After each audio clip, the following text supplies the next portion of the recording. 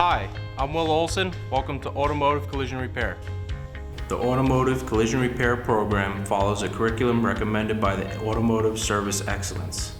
The school tracks student development through a series of competencies and projects that supports the ASE course of study. Automotive collision repair includes both theory and hands-on work.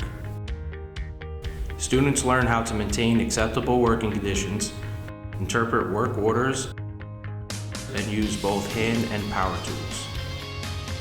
Students become experienced in working with auto body fillers, modern automotive paints and primers, as well as rust-proofing materials. Through hands-on, students learn how to replace body panels, trim, and glass. Using welding equipment and straightening damaged areas of vehicles.